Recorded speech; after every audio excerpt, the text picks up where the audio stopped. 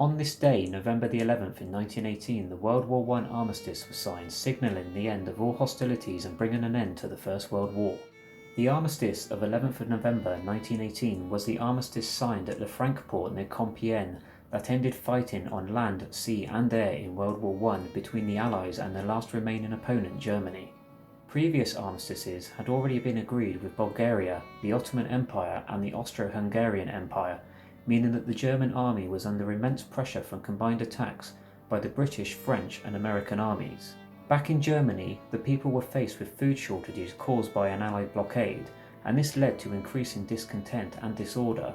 The German army was also faced with starvation, a high number of battlefield casualties, and the Spanish flu was causing a massive shortage of manpower. The armistice was officially signed at 5 a.m. by the Supreme Commander, French Marshal Ferdinand Foch. It came into force at 11 a.m. Paris time and marked a victory for the Allies and a defeat for Germany. The actual terms, which were largely written by Foch, included the cessation of hostilities on the Western Front, the withdrawal of German forces from west of the Rhine, Allied occupation of the Rhineland and bridgeheads further east, the preservation of infrastructure, the surrender of aircraft, warships and military material, the release of Allied prisoners of war and interned civilians, eventual reparations, no release of German prisoners and no relaxation of the naval blockade of Germany until complete peace terms were signed.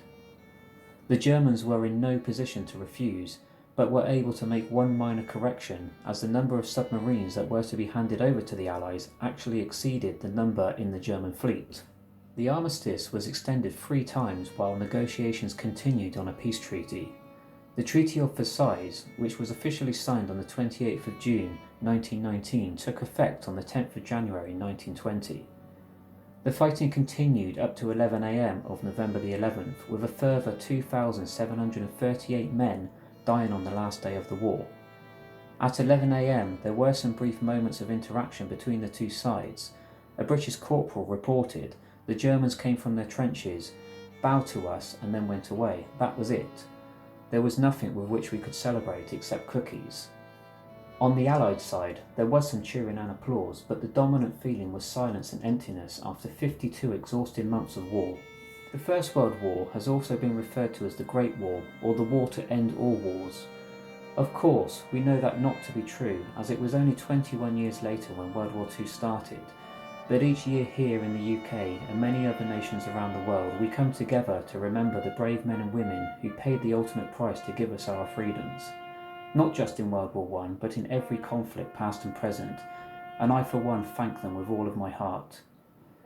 They shall not grow old, as we that are left grow old. Age shall not weary them, or the years condemn. At the going down of the sun and in the morning, we will remember them.